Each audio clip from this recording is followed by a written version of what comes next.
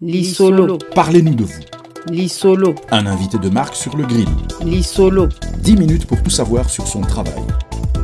Amis de l'émission Lissolo sur Radio Mboté, j'ai le grand plaisir de recevoir une illustre invitée en la personne de Gladys Kazadi. Bonjour Gladys. Bonjour et bonjour aux auditeurs qui nous suivent. Née le 20 avril 1994 à Nivelles, Gladys Kazadi a passé une partie de son enfance dans la ville de Bruxelles et depuis 2003 habite à Berchem-Saint-Agathe. Elle est l'aînée d'une famille de 4 enfants, ce qui a suscité en elle un sens de responsabilité accru et une attitude bienveillante dès son plus jeune âge. Après avoir effectué ses humanités au Sacré-Cœur de Jette, Gladys étudie les sciences politiques à l'Université Saint-Louis de Bruxelles. Enfin, elle a entamé un master en relations internationales de l'UCL, dont le mémoire portait sur le processus de réconciliation comme vecteur de pacification au lendemain des conflits intercommunautaires, le cas du Kivu. En 2018, Gladys Kazadi est élue au sein du CDH, qui est depuis lors Les Engagés, comme conseillère communale sur la commune bruxelloise de Berchem-Saint-Agathe. Depuis 2019, elle siège comme députée au Parlement et en 2021, Gladys devient échevine. Une progression fulgurante depuis 2018. Comment interprétez-vous cela ? J'interprète cela comme le fait d'une jeune qui a décidé d'être actrice au sein de la société afin de pouvoir faire bouger les choses. Moi, je suis convaincue que les jeunes femmes issues de la diversité ont toute leur place en politique et au sein de la société. Et donc, je me sentais de porter ce combat-là en osant un petit peu bousculer les codes établis en tant qu'échevine, députée et maintenant vice-présidente nationale du mouvement Les Engagés. Alors, effectivement, députée, échevine, vice-présidente de l'action citoyenne chez Les Engagés, comment arrivez-vous à gérer tout ça ? C'est une question d'organisation. Je pense que, pour être honnête, effectivement, là je suis vice-présidente maintenant depuis quelques mois.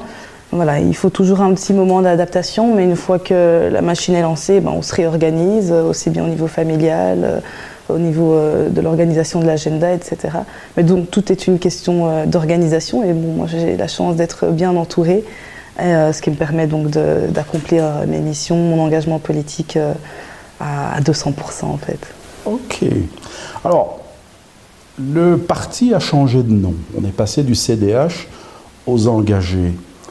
Une petite explication à nos auditeurs ? C'était une transition qui, je pense, était nécessaire et plus qu'indispensable. Donc, dans un premier temps, au lendemain des élections régionales et communales que nous avons eues en 2018 et 2019, le signal de l'électeur a été clair. Et je pense que c'est intelligent et responsable de la part d'un parti d'oser se remettre en question.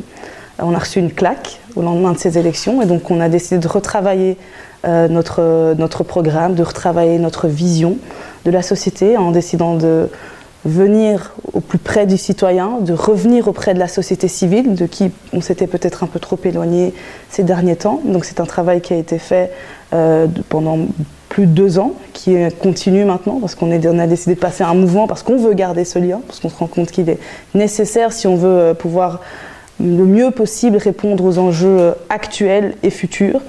On le voit bien aujourd'hui avec les crises que l'on traverse, sanitaires, économiques, énergétiques maintenant.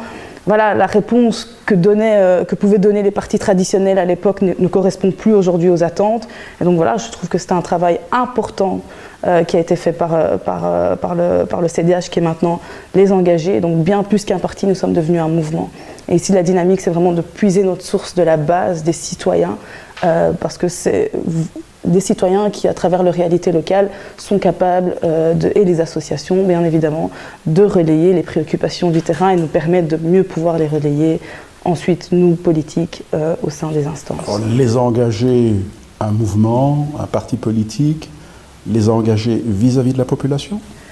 Ben oui, engagés vis-à-vis de la population aussi. Donc un parti politique, oui, parce que tout parti politique a vocation à gouverner. C'est ce que le mouvement citoyen Les Engagés a vocation. Donc nous sommes un parti, mais nous sommes bien plus qu'un parti, nous sommes devenus un mouvement. Donc quand même les décisions en fait, qui se prennent ont pour la plupart maintenant comme base de se prendre à partir des adhérents de notre mouvement et engagés aussi vis-à-vis du citoyen. On est conscient qu'on doit pouvoir changer le système, qu'on doit pouvoir changer le paradigme et revenir aussi vers le citoyen, l'écouter. C'est tout simple, c'est tout simplement cela. Mais oui, mais c'est les fondamentaux, mais je pense que le politique a eu l'habitude pendant longtemps de se dire qu'il savait tout mieux que tout le monde. En fait, ce n'est pas ça le rôle d'un politique. Le rôle d'un politique, c'est de venir auprès de ses citoyens, entendre leurs revendications, les relayer et de prendre des positions qui sont aussi en phase avec le modèle de société qui est défendu par le mouvement à travers lequel il a été élu et donc pour lequel les citoyens l'ont élu, et aussi, du coup, les demandes de leurs citoyens. Donc, c'est des fondamentaux, comme vous le dites, mais qui, en fait, dans la pratique, ont été perdus. Et donc, ici, c'est aussi de pouvoir revenir vers l'essentiel. Et en ça, moi, je trouve que les engagés, c'est vraiment le mouvement qui va permettre de réécouter le citoyen, de revenir à cela. Et je trouve que c'est très important. Mama Gladys, tokomi na suka ya lisolo na biso ya lelo. Maloba ya suka na kati ya lisolo oyo esalemaka na monoko ya mboka. À vous la parole.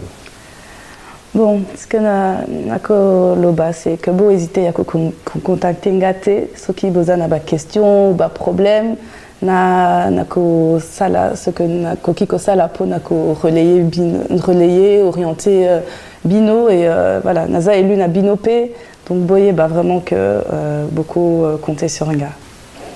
Eh bien, c'est sur ces beaux mots que nous allons mettre un terme à notre émission de ce jour.